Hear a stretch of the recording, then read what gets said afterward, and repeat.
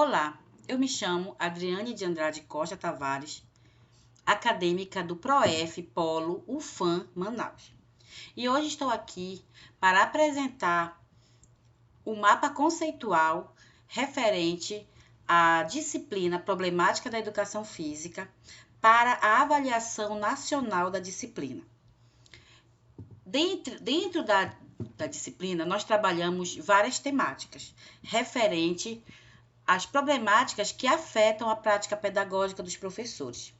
E aqui eu vou trabalhar e explicar cada uma dessas temáticas e falando a sua interligação e a sua influência em todas as diferentes temáticas abordadas.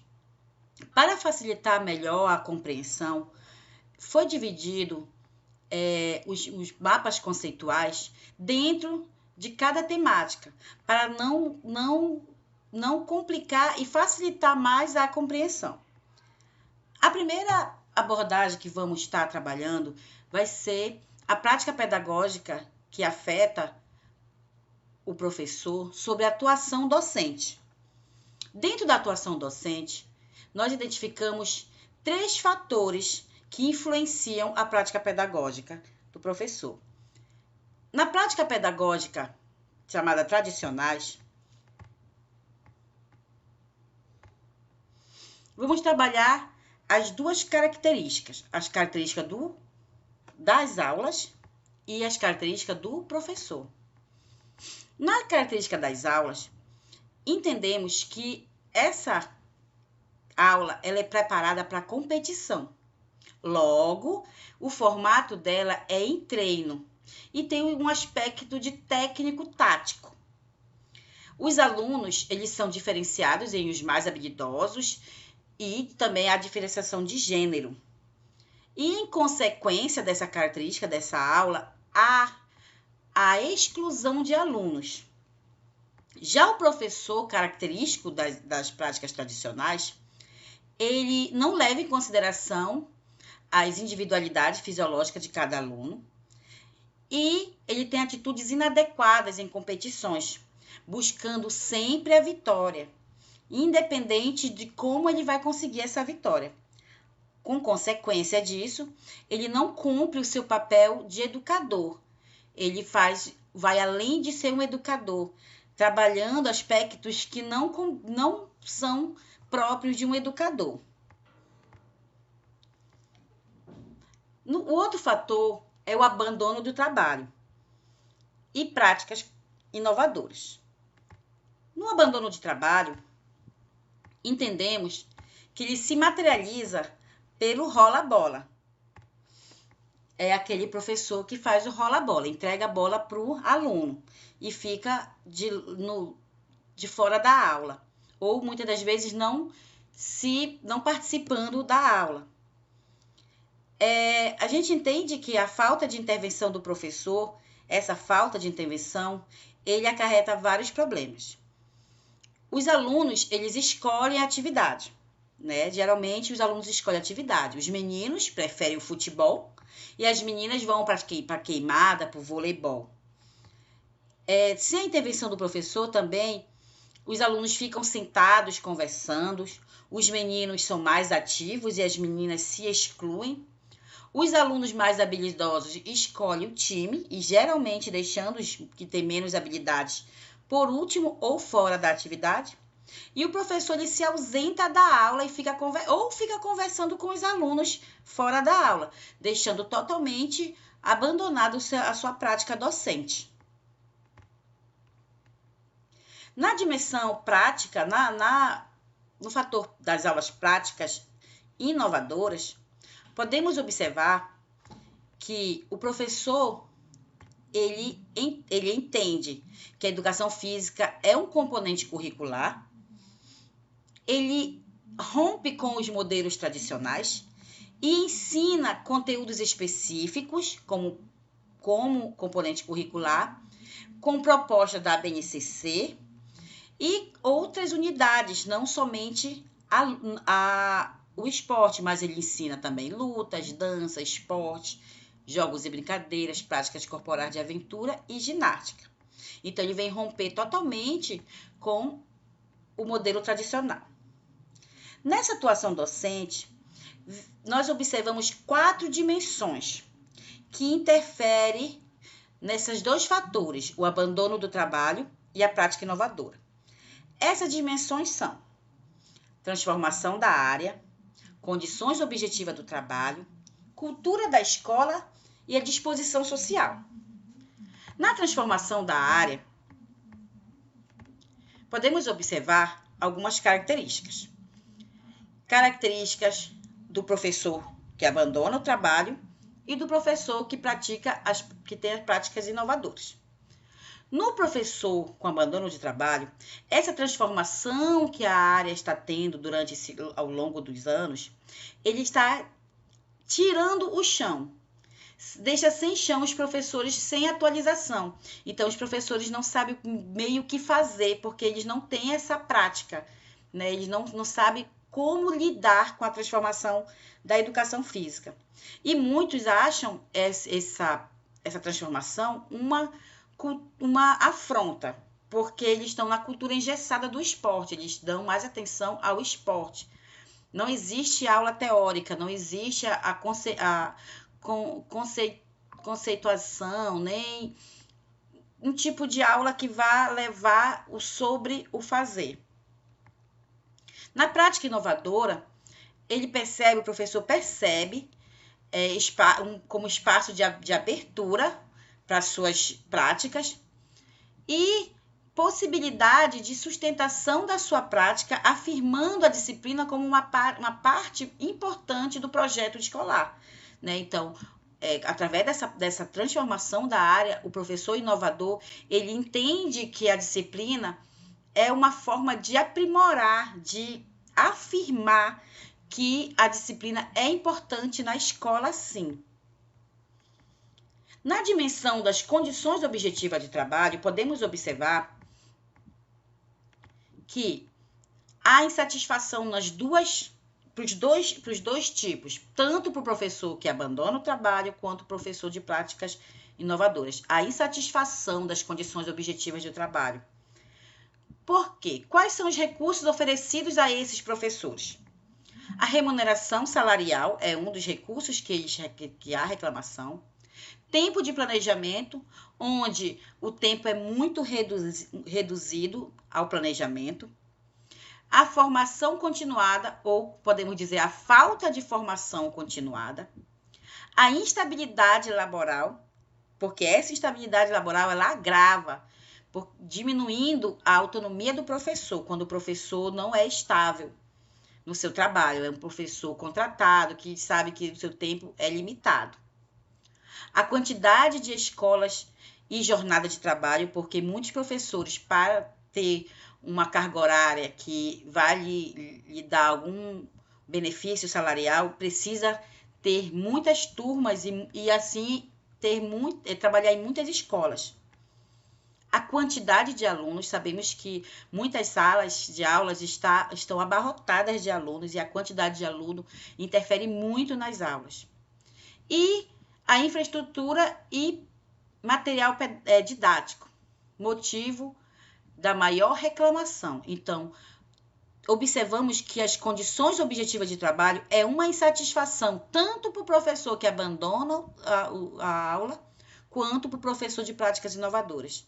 E o que mais dá reclamação é sobre a infraestrutura e o material didático. Sobre a dimensão de cultura escolar. Na cultura escolar, podemos observar que há 3 categorias. Na categoria de invisibilidade do conhecimento da disciplina, caráter funcional do abandono do trabalho docente e hierarquia dos saberes da escola. Essas características, ela vai estar trazendo tanto algumas características para o abandono de trabalho, quanto para práticas inovadoras.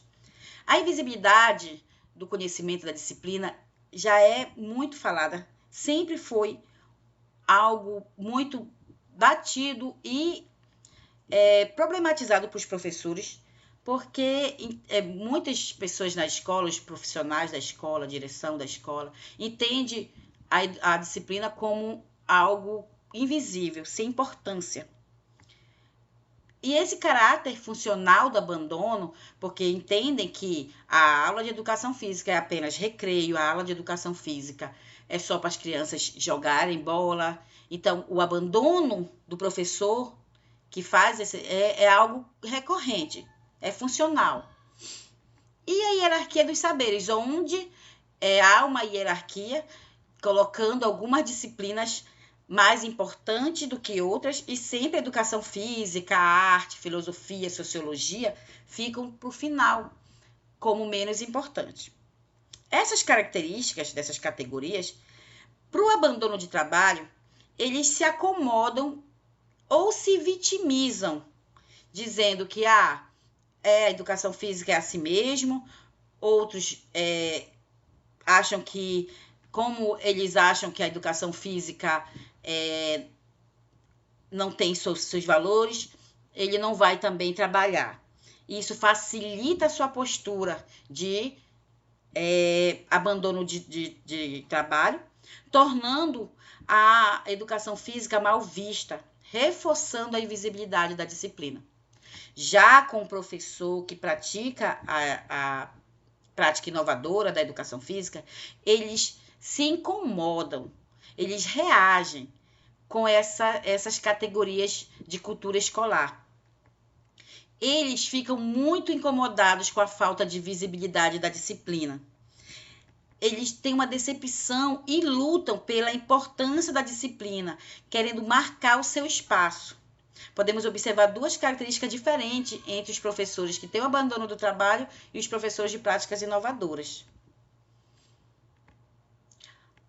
A outra dimensão é a disposição social do professor.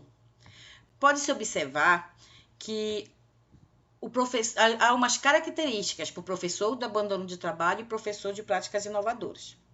O professor de abandono de trabalho, ele tem uma irreflexibilidade. O que é isso? Ele não tem disposição para reflexão sobre as suas atitudes, não tem abertura para diálogo, ele é rígido das suas convicções, ele desqualifica os argumentos contrários aos seus, ele culpa os outros pela invisibilidade da sua disciplina, ele encontra soluções práticas para qualquer atividade, aceita sem muita importância como a disciplina dele é vista, e ele enxerga realmente que a educação física ela é diferente, não tem tanta burocracia como as outras disciplinas, e tem o medo de desagradar os alunos. Já os professores de práticas inovadoras, eles têm uma reflexibilidade, eles pensam as razões do seu fazer, tem uma abertura para o diálogo, uma disposição para enfrentar dificuldades, eles lutam pelo reconhecimento da disciplina, não toleram ser ignorados ou menosprezados e enxergam a disciplina tão importante quanto as demais. Então, essa foi a primeira parte da atuação docente. Ela está ligada diretamente com a relação entre a teoria e prática. O ensinar. Existe o ensinar a fazer e o sobre o fazer. No ensinar a fazer, o modelo é o modelo tradicional, onde ele se reduz ao conteúdo específico. Basicamente, é o quarteto fantástico, que é o futebol, né, / futsal, voleibol, handebol e basquetebol. A dimensão é totalmente procedimental. E o ensino é o ensino dos movimentos corretos e adestrados, apenas vivência prática corporal. E isso se resume a aula sem contextualização, somente levando em consideração o procedimental, o fazer, sem entender o porquê está fazendo ou para quê. Já o ensinar sobre o fazer, ele vem trazer algo mais elaborado e diferenciado. Faz parte do movimento renovador, né? Já não vem sendo tradicional, ele vem sendo renovador. A dimensão dele é conceitual, atitudinal e procedimental. Ele não deixa o procedimental de fora, mas além do procedimental, ele traz a atitude e os conceitos. Ele quebra o paradigma da hegemonia do esporte, onde a educação física é só esporte. Compreende o esporte como uma prática corporal, da cultura do movimento, e ele segue também documentos componentes curriculares, como a BNCC, PCNs, e isso leva a uma contextualização das informações e as aulas mais contextualizadas. Então, o sobre fazer vai ensinar o porquê está fazendo, para que está fazendo, não somente o fazer. E essa relação está ligada aos aspectos legais da educação física. A educação física ela é regida por leis. E essas leis estão regendo a educação física há muito tempo. E ela impacta diretamente a relação com as práticas e a indisciplina também. Sobre o aspecto de leis, vamos falar um pouco da lei da LDB de 1961 e 1971. Essa lei ela se divide em duas. Em 61, era obrigatório, a educação física era obrigatório para o primário, o pré-primário, o primário, ginásio, colégio, até 18 anos. Já em 71, mudou a denominação. Ele era obrigado ao primeiro e segundo grau. Então, aqui o nome primeiro grau, ele era primário. Né, o segundo grau, o ginásio, colégio. Então, mudou apenas a denominação. Ambas leis, elas vêm do modelo tradicional, ensinando a fazer o procedimental, com o objetivo de treinamento, saúde e lazer, se reduzindo à dimensão biológica. Não tem algo pedagógico, é mais o biológico. Em 71, mudou a idade. Em 61 era até 18 anos. 71 não teve mais limite de idade, porém houve condições para se fazer a educação física. Se a pessoa trabalhasse 6 horas e estudasse à noite, não precisava fazer educação física, ter mais de 30 anos, prestasse serviço militar e ser fisicamente incapacitado. E em 77 acrescentou alunos com pós-graduação e mulheres com prole. Então, essas pessoas não precisavam fazer a educação física. Já na LDB de 1996, houve uma pequena mudança. A abertura, a educação física tornou-se obrigatória no ensino básico, mudando a nomenclatura. Já não era o primeiro grau, o segundo grau, era ensino infantil, fundamental e médio. Incluiu o termo obrigatório, ajudou a reforçar a exigência legal da disciplina.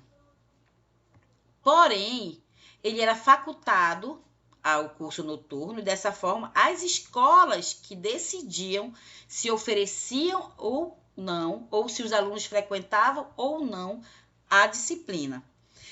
Isso levou a 70% dos alunos do ensino médio a serem excluídos da disciplina.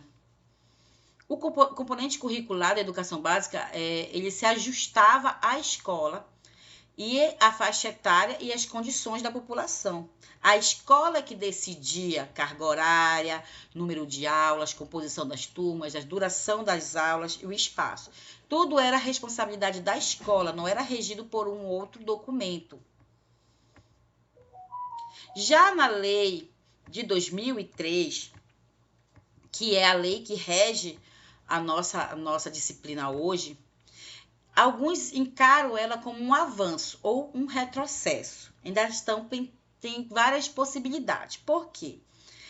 Há uma necessidade da revisão da questão da facultatividade, pois facultando os trabalhadores acima de 6 horas, maiores de 30 anos, a prestação de serviço militar, amparados pelo decreto de 69, e as mulheres que tinham prole, eles encaravam a educação física apenas como prática, sabendo que hoje há essa interpretação está passível de interpretações em decorrência da facultatividade da prática, porém não da teoria.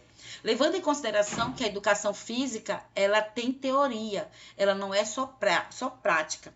E assim, as dispensas podem ser para as aulas práticas, porém, o aluno pode fazer as aulas teóricas. Principalmente alunos com dispensa por causa de prole ou com dispensa por causa das horas de trabalho ou com problemas de saúde. Essas pessoas podem fazer as aulas teóricas e é por isso que ele é passivo de interpretação. Sobre esses aspectos legais, todos os aspectos legais, ele rege a educação física escolar. E aí, precisamos de observar bem a lei para estarmos amparados por ela. Esses aspectos legais, às vezes, ele pode desenvolver uma indisciplina e um afastamento. Essa prática pedagógica, essa problemática na prática pedagógica do professor é muito recorrente. Porque existem duas dificuldades: o afastamento dos alunos e a indisciplina dos mesmos. No afastamento, podemos observar que há 4 causas que a gente pode estar observando. A primeira causa é os aspectos legais. Aquelas leis que favorecem algumas pessoas a não fazer educação física. Outra causa que pode levar ao afastamento é a repetição de conteúdos. E aqui nós damos um possível motivo para essa repetição e uma possível aprimoração. A repetição de conteúdos é o seguinte: muitos professores, eles repetem conteúdos anos após anos. Geralmente é o quarteto fantástico: futebol, voleibol, handebol, basquetebol. E isso causa um certo descontentamento nos alunos.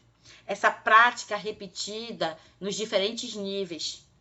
Uma aprimoração para essa prática seria a tematização diversificada dos conteúdos, que é o que a nova forma de educação física, que é inovadora, rege, né? A tematização diversificada dos conteúdos, que poderia aprimorar e lutar contra o afastamento, né? Outra causa é o insucesso e exclusão. Nas justificativas, existe essa justificativa para isso, para o insucesso ou exclusão. A exposição do corpo, geralmente algumas meninas falam que não querem expor o seu corpo. A questão de gênero, que vamos trabalhar mais à frente, mas é algo muito questionado. As preferências dos mais habilidosos, e isso aqui leva lá na prática tradicional. E o medo do seu mau desempenho. Muitas pessoas não têm um desempenho tão aprimorado e têm medo do seu mau desempenho e assim ser julgado por isso. Essas justificativas podem ser aprimoradas, podemos ir contra essas justificativas, fazendo o quê? Oportunizando equitativamente o sucesso das aulas, incentivando, apoiando. Usamos como exemplos os Sport Education e aprendizagem cooperativa, onde é utilizado o esporte para a educação, né, para a social, mais para a social, e aprendizagem cooperativa, onde um vai aprender com o outro, isso ajudando a diminuir a exclusão dos alunos. Outra causa é as aulas no contraturno, isso muito justificável. Muito justifica o quê? Que a aula no contraturno se torna dificultoso por causa de morar longe. Muitas mães cuidam de casas e da sua família. E o trabalho. Essas são as justificativas para o afastamento da educação física pelo contraturno. Aprimoração, aulas no horário regular. Né? Então, se a educação física for no mesmo horário da aula, não vai haver essas justificativas, pois os alunos já estarão na escola. Não haverá justificativa de ser longe, ou de ter que cuidar de casa, ou de trabalhar. Outra dificuldade é a indisciplina dos alunos. essa é uma das mais comentadas, pois existem as atitudes de indisciplinas, que são não respeitar as regras, não seguir as regras, a falta de respeito com os colegas e com o próprio professor, agitação excessiva, as conversas paralelas, e tudo isso dificulta a aula do professor, essas indisciplinas. Como podemos aprimorar para não ter ou diminuir essas indisciplinas? Conversar com os alunos sobre o porquê das regras, fazendo com que eles entendam por que existem aquelas regras e fazendo com que eles até participem da elaboração das regras. A escola e a família ser mais unida, não uma deixar que a outra faça o seu trabalho sem qualquer união. Precisam ter uma união entre a escola e a família. E a responsabilidade social e pessoal, que também vamos estar falando sobre aquelas duas possibilidades, que é o Sport Education e a aprendizagem cooperativa. São dois exemplos de como fazer com que a educação física trabalhe essa parte social. Essa indisciplina, ela influencia diretamente as dificuldades do ensino do esporte. Por quê? Porque muitos veem o esporte como hegemônico, é o esporte que rege a educação física. Educação física é vista como esporte, como principalmente futebol.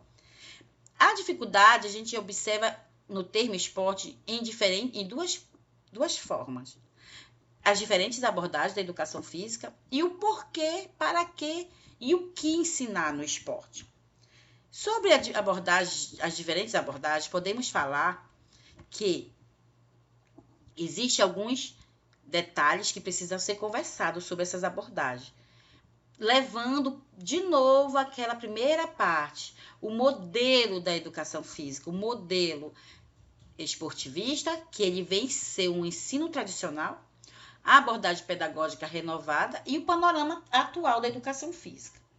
No modelo esportivista, o ensino ele é o movimento e gesto técnicos, a dimensão é experimental, dessa forma sem contextualização, a competição do esporte é muito trabalhada e a formação, ele pensa em formar lutadores e vencedores. Assim, o professor se torna treinador e logo existe a exclusão dos menos habilidosos. Existe o quarteto fantástico, que é o que é mais trabalhado, e a preferência por elas, o quarteto fantástico, levando aquela primeira parte que a gente falou anteriormente. Sobre as abordagens pedagógicas renovadas, o ensino ele vem ser sobre a cultura corporal. O componente, ele é um componente curricular, tá? O esporte vem ser um componente curricular, não o único ou o mais importante. Leva em consideração a diversidade de conteúdo e logo o esporte ele é tratado pedagogicamente. Essa abordagem pedagógica renovada, ela trabalha a dimensão conceitual, atitudinal e procedimental, logo aulas contextualizadas, levando em questões, as questões sociais e temas transversais nas aulas de educação física. O panorama atual, ele vem ser na abordagem pedagógica renovada. O ensino ele é balizado por documentos oficiais e essa abordagem renovada do esporte vê o esporte como ensinando sobre o fazer. E assim ensina o esporte da escola, não o esporte na escola. Ensinar o porquê, para quê e o que ensinar do esporte é algo que temos que estar trabalhando constantemente. O porquê ensinar o futebol? Porque ele é um fenômeno cultural, é um componente curricular, porém não é o único e o mais importante. Para que ensinar o esporte? Sobre os aspectos sociais, devemos ensinar o esporte sobre os aspectos sociais, ensinar os alunos a respeitar, a ter empatia e através de diversos esportes, não somente um, como é trabalhada em muitos dos locais, é trabalhado somente o futebol ou então o voleibol. E o que devemos ensinar? Sobre os saberes conceituais, o esporte da escola, ensinando a cultura corporal de movimento. Essa dificuldade, ela contribui para uma questão muito debatida, que é a questão de gênero na escola. Devemos compreender as categorias. Nas aulas, precisamos rever nossas aulas, se vai ser mista ou separadas e quais são as diferenças, e enfrentar as alternativas didáticas. Compreender as categorias distintas, temos a seguinte orientação ou a seguinte forma de pensar. Categorias distintas. Quais são essas categorias distintas? Nós entendemos o gênero, o sexo e a orientação sexual. Na questão do gênero, é a condição social que damos para essa pessoa, para o aluno, para a pessoa. Identificamos ele como masculino ou feminino. Essa é a questão do gênero. A questão do sexo é a anatomia, a diferenciação biológica, homem e mulher. E a orientação sexual é a diversidade de possibilidade, é o exercício que a pessoa tem, o pleno exercício da sua sexualidade, sendo respeitadas. Todas essas condições, as características distintas têm que ser respeitadas, entendidas e respeitadas. E o professor precisa fazer com que as suas aulas sirva para essa orientação aos alunos. Nas aulas, precisamos entender o porquê existem aulas mistas, o porquê separadas e qual seria a melhor condição. Nas composição das turmas existem as mistas e as separadas. Na mista, ela é consolidada pela lei de 1996, que diz que as aulas podem ser mistas, que leva em consideração o respeito mútuo e a solidariedade entre os alunos. Nessa lei, ela vem ser consensual entre os professores. Muitos professores não aceitaram essa lei, principalmente os professores de ensino fundamental. Nesse período, essa lei ela foi muito debatida e os professores não aceitavam com muita facilidade. Na aulas separadas, ela era defendida pelo paradigma biológico, indicando os níveis de performance, e muitas das vezes esse paradigma biológico ele era criado socialmente pela negação ou incentivo às experiências, onde os meninos já iam para a bola, pular, correr, e isso desenvolvia as suas habilidades motoras. E as meninas iriam para boneca, para brincadeira de roda, brincadeira de cozinha, e isso leva a esse desnível das performances, né, que traz hoje, muitas pessoas não entendem por que há esse desnível, por causa da construção social das nossas práticas corporais.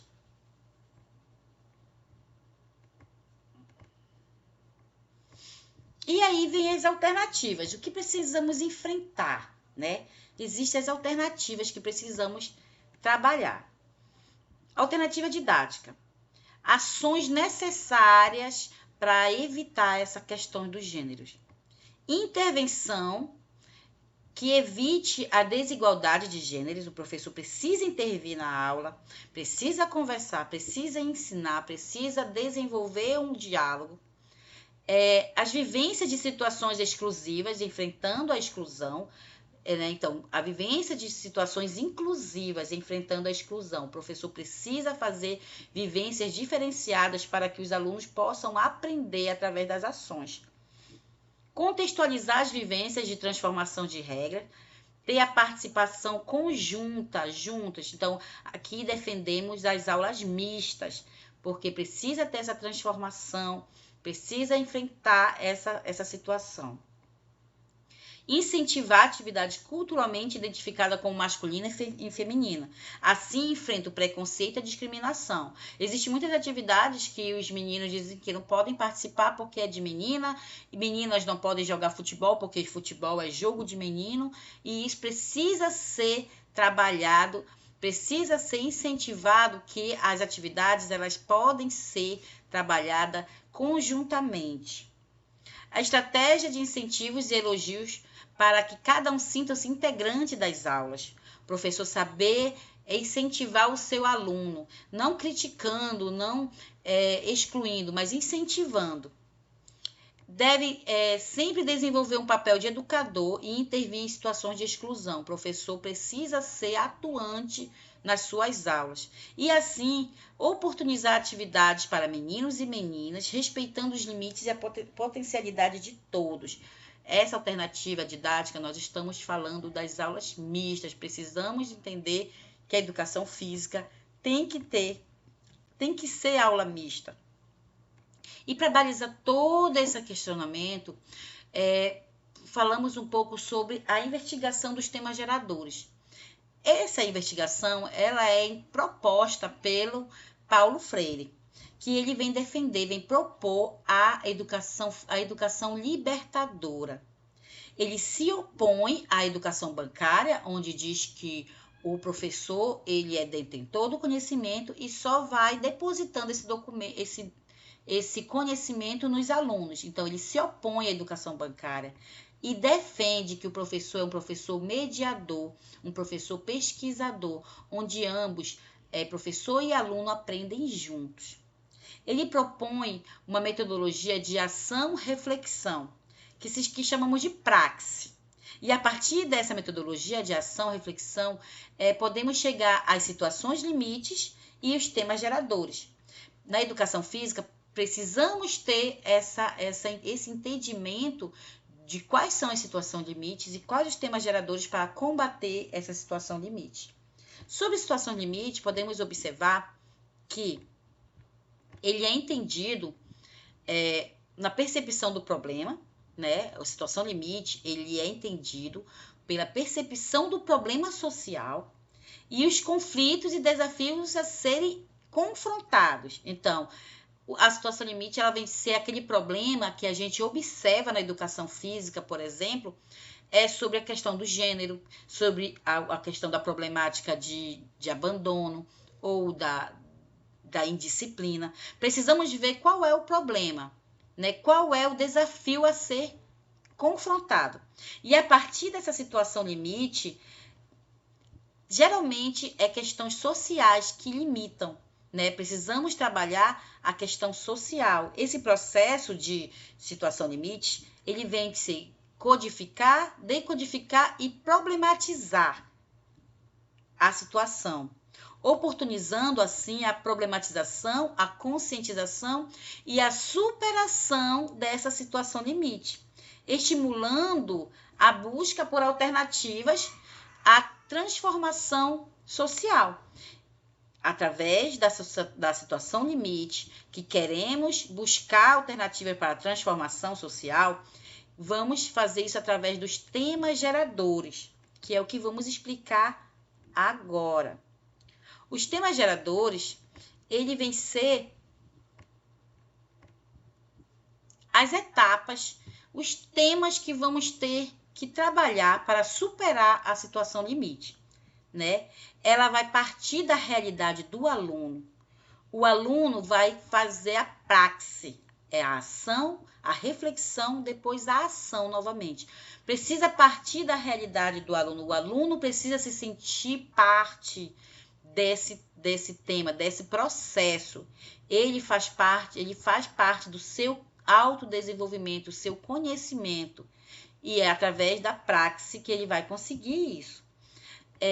As etapas da tematização da temas geradores é a investigação do problema, a problematização e a tematização.